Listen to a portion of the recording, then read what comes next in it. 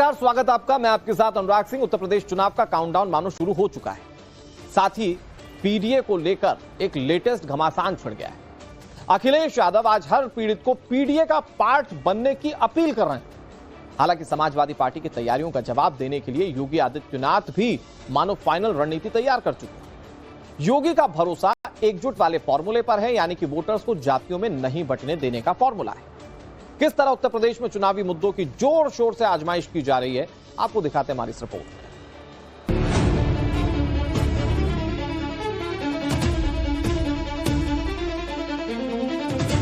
चुनाव शुरू हो गया एकदम, बट टिकट तय करनी है। ये जाति को के नाम पे बांटने वाले लोग हैं। ये जाति के नाम पे बांटेंगे, क्षेत्र के नाम पे बांटेंगे, भाषा के नाम पे बांटेंगे। जिन्हें सरकार सम्मान नहीं दे रही वही सब पीडीए समाज के लोग हैं। इस समय वो समझिए डिप्रेशन में है। कभी पीडीए को बताते हैं पिछड़ा दलित अल्पसंख्यक, कभी पीड़ित बताते हैं तो कभी पीढ़ी का पंडित बता देते हैं। सोचो कितने जातिवादी लोग हैं भारतीय जनता पार्टी के लोग। समाजवादी पार्टी की सरकार जब जब सूबे में सत्ता में रही है, दंगे, अपराध, भ्रष्टाचार, कदाचार, कई मंत्री जेल के सिक्कों पीछे आज भी हैं। समाजवादी पार्टी को एक बार अपनी गिरबान में झांकना चाहिए। जो भिखारी मंदिर के सामने बैठता है वो कभी भी चोरी नहीं करता है। मंदिर में जाकर के वो इंतजार करता है कि कोई उसे दे देगा, सम्मान कर देगा उसका। बाप का पैसा तो भिखारी भी नहीं लेते हैं, सोचिए। अयोध्या धाम पर निशाना साध करके इसी बहाने केवल अयोध्या को नहीं, केवल राम जन्मभूमि को नहीं, सनातन धर्म फिर से एक बार विधर्मियों की निशाने पर है। पीडीए वाला प्रण है, दान चोरी का मुद्दा है, मगर फिर भी अखिलेश को डर है। डर इस बात का है कि कुछ ऐसा ना बोल दिया जाए कि अनर्थ हो जाए। इसलिए यूपी चुनाव को लेकर दो तरह की स्ट्रैटेजी बनाई है। जहां सपा का कोर वोटर है वहां तुष्टीकरण का दांव चला जाएगा, और जहां सामान्य वर्ग का दबदबा है वहां जाति वाला फैक्टर आजमाया जाएगा। इसी एक्सपेरिमेंट के हिसाब से उम्मीदवारों को टिकट भी बांटे जाएंगे। बहुत कम दिन बचे हैं अब, चुनाव शुरू हो गया एकदम, बट टिकट तय करनी है। चुनाव कुछ नहीं बचा, लेकिन अपने साथियों हमें हर स्टेटमेंट से बचना है। कोई भी ऐसा स्टेटमेंट नहीं आए जिससे बीजेपी कुछ लाभ उठा ले। जिस अखिलेश यादव का जोश लोकसभा चुनाव के बाद हाई था, वो क्यों डरे हैं?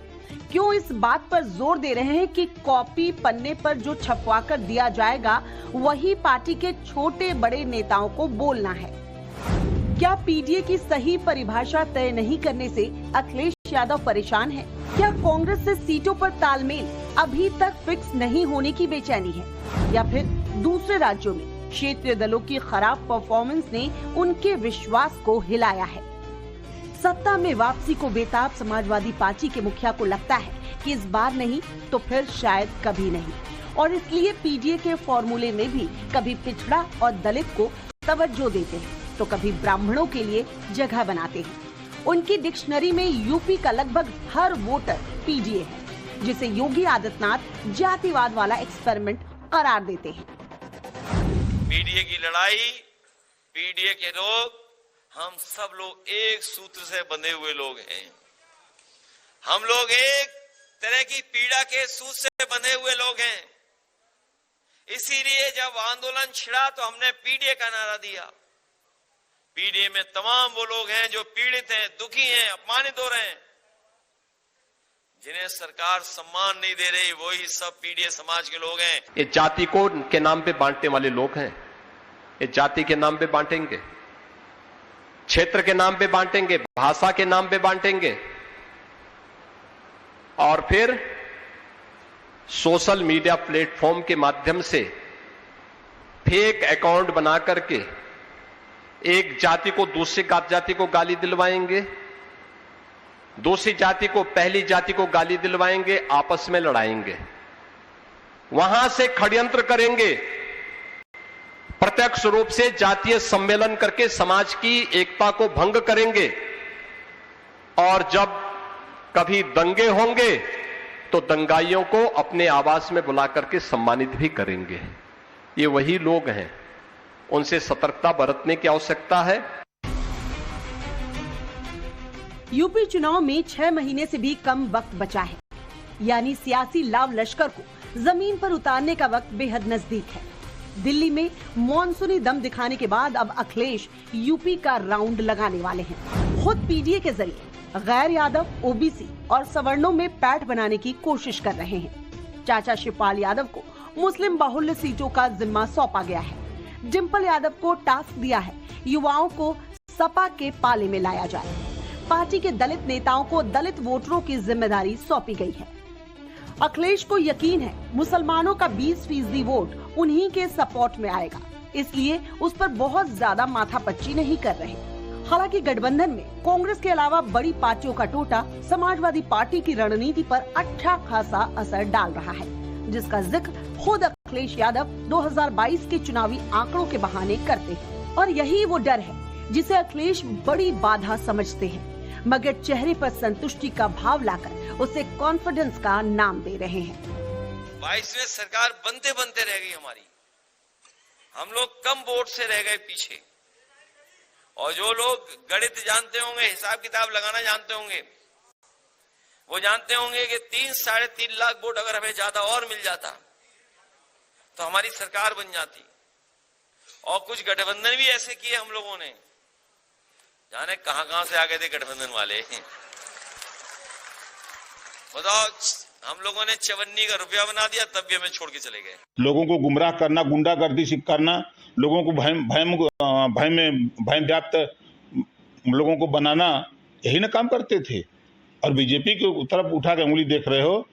आप अपने गिरबान में झांक के देखो कि आप क्या किए हो। बीजेपी वाले जो कर रहे हैं वो आप अगले जन्म में भी नहीं कर पाओगे। 4 बार सपा की गवर्नमेंट थी, कहते हो समाजवादी पार्टी का गढ़ आजमगढ़ है। जरा आंख उठा के देखो, सुहेल देव विश्वविद्यालय बना करके दिखा दिया कि हम आजमगढ़ के लोगों को शिक्षा देना चाहते हैं। 2022 में अखिलेश के साथ रहे ओपी राजभर अब बीजेपी के साथ है। संजय निषाद के तौर पर ऐसा साथी है जो निषाद वोटरों में पकड़ रखते हैं। जयंत चौधरी के आरएलडी भी साझीदार है। अनुप्रिया पटेल भी एनडीए का हिस्सा है, इसलिए बीजेपी को भरोसा है पश्चिम यूपी में आरएलडी और पूर्वांचल में छोटे छोटे दल सपा के हर दांव पर भारी पड़ेंगे। समाजवादी पार्टी के नेता ने कहा था कि सपा की सरकार आएगी तो सपा कंस की मूर्ति लगाएगी। तो हमने कहा भाई कंस की सोची उनकी है तो उनसे इससे ज्यादा उम्मीद क्या कर सकते हैं। तो सवाल इस बात का है कि बीजेपी उत्तर प्रदेश में जीत की हैट्रिक लगाएगी या फिर अखिलेश के लिए राह उतनी आसान रहेगी जितना कि उनका दावा है। योगी आदित्यनाथ का फोकस हिंदुत्व पर है। अखिलेश को पीडीए की थ्योरी में यकीन है। योगी चेहरे की बदौलत जीत पाना चाहते हैं। अखिलेश जाति के हिसाब से टिकट बांटेंगे। योगी कम अंतर की जीत वाली सीटों पर खास होमवर्क कर रहे हैं। अखिलेश लगातार 2 बार हारने वाली सीटों पर स्ट्रैटेजी बना रहे हैं। योगी ने महिलाओं के बाद जेन जी के हिसाब से नई रणनीति बनाई है। अखिलेश ने अपने प्लान में दलित युवाओं को जोड़ा है। इसके अलावा अयोध्या के राम मंदिर में दान चोरी का मुद्दा और योगी आदित्यनाथ पर पर्सनल अटैक भी अखिलेश यादव के स्क्रिप्ट का हिस्सा है। हालांकि मुख्यमंत्री योगी भी लगातार काउंटर कर रहे हैं कि जो लोग अपने आप को कहते थे हम राम राज लाएंगे, उन्होंने राम धन को भी लूट लिया। बताओ, राम धन को लूट लिया। और किन्हें पकड़ा उन्होंने? छोटे लोगों को पकड़ा जो छोटे कर्मचारी हैं। और अपनी बदनामी बचाने के लिए क्या करने लगे कि भाई उसमें एक यादव है, उसी ने जानकारी दी होगी। सोचो कितने जातिवादी लोग हैं भारतीय जनता पार्टी के लोग। और ये वही लोग हैं जो आज राम जन्मभूमि आंदोलन के दौरान राम भक्तों के विरोध में अस्त्र शस्त्र के साथ खड़े होकर के उन पे लाठी और गोली का प्रहार करने में संकोच नहीं करते थे। ये वही लोग हैं जो राम जन्मभूमि आंदोलन के खिलाफ उच्चतम न्यायालय में अपनी पूरी टीम खड़ी करके पूरे फैसला राम जन्मभूमि के पक्ष में ना आने पाए, इसके लिए पूरी एड़ी चोटी लगा लेते हैं। ये वही लोग हैं आज वे राम राम जपते हुए काल नेमी के रूप में फिर बहकाने का प्रयास कर रहे हैं। बहनों और भाइयों, हमें इन काल नेमियों को पहचानना होगा। योगी आदित्यनाथ जिस तरह सनातन को शिखर पर ले जाने को अपना पॉजिटिव साइड बता रहे हैं, उसी तरह बीते 9 साल में किए गए विकास कार्यों को भी गिना रहे हैं। मोदी की लोकप्रियता और उनकी चलाई गई योजनाएं भी चुनावी रैलियों में बड़ा फैक्टर रहने वाली हैं।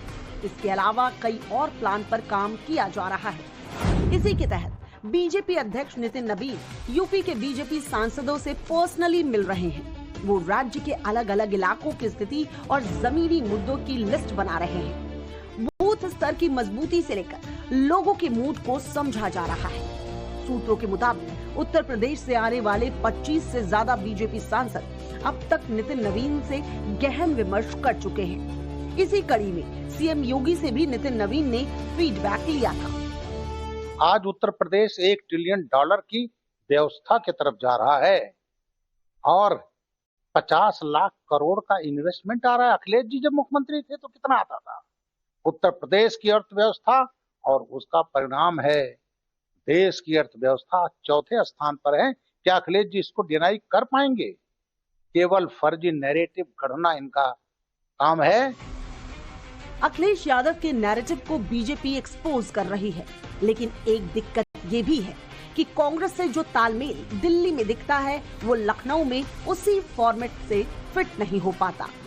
कांग्रेस बहुत जल्द सीट शेयरिंग पर जोर दे रही है और पिछली बार के मुकाबले ज्यादा सीट चाहती है। कांग्रेस ने कुछ फेवरेट सीटों की लिस्ट भी सोच ली है। इसी के बाद राहुल और प्रियंका ने अपनी पार्टी के यूपी सांसदों से खास मुलाकात की और फिर अखिलेश से चर्चा की। सूत्रों का दावा है कि अखिलेश जल्दबाजी या मोल भाव के मूड में नहीं और उसकी वजह है मुस्लिम वोटों को लेकर उनका डर। अखिलेश को लगता है कि कहीं कांग्रेस उनके इस वर्ग को तोड़ ना ले और रही सही कसर वो वैसी ना खत्म कर दे। ये अलग बात है कि बीजेपी अखिलेश के मुस्लिम प्रेम पर बहुत ज्यादा अटैक ना करके उनके पीडीए पर ताबड़तोड़ वार कर रही है। खासकर गैर यादव ओबीसी वोटरों तक खास मैसेज पहुंचाया जा रहा है। पीडीए की बात करने वाले श्रीमान अखिलेश यादव जी जो पी से पिछड़ा बताते हैं, पिछड़ों के सबसे बड़ा नेता कल्याण सिंह जी थे।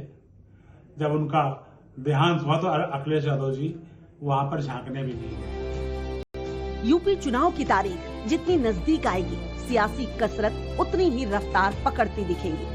इसी को प्रैक्टिस में लाने के लिए अखिलेश हर रोज प्रेस कॉन्फ्रेंस कर रहे हैं, जिसमें अपने नेताओं को खास ट्रैक पर चलने के लिए आगाह कर रहे हैं। हालांकि उनकी इस कमजोरी को सीएम योगी भी अच्छी तरह पढ़ रहे हैं और बहुत मुमकिन है इन पर बहुत तगड़ा अटैक किया जाएगा।